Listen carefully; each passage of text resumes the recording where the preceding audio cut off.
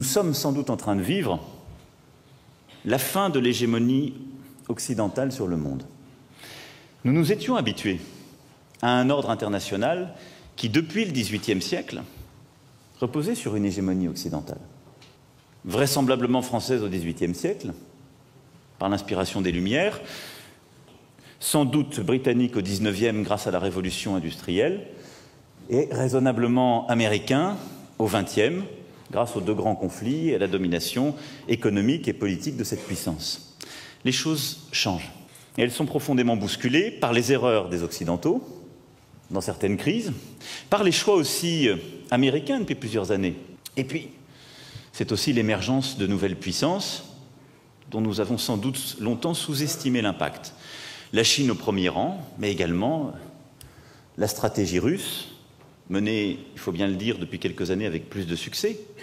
L'Inde qui émerge, ces nouvelles économies qui deviennent aussi des puissances, pas seulement économiques, mais politiques, et qui se pensent, comme certains ont pu l'écrire, comme de véritables États-civilisations, et qui viennent non seulement bousculer notre ordre international, qui viennent peser dans l'ordre économique, mais qui viennent aussi repenser l'ordre politique et l'imaginaire politique qui va avec.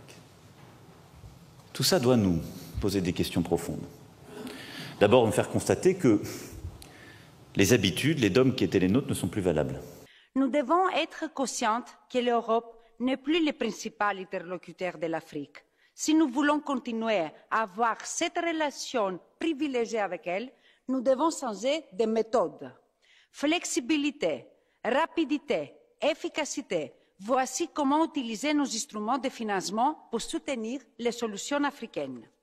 Et c'est aussi à l'Afrique de formuler ces demandes, de proposer ces solutions et surtout de choisir les modèles de développement qu'elle veut pour sa population.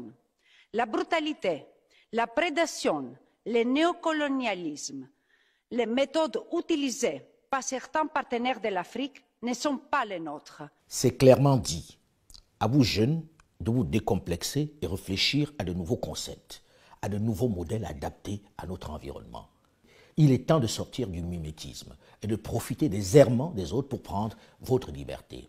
Mais surtout, il ne s'agit pas de quitter un maître pour un autre. Il ne s'agit pas de se libérer d'un conquérant pour un autre dominant. Il ne s'agit pas de dire « je vais me vendre aux Chinois, aux Russes ou aux Indiens ». Non.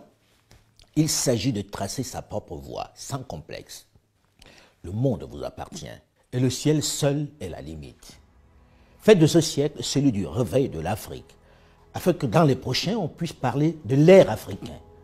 Vous en êtes capable.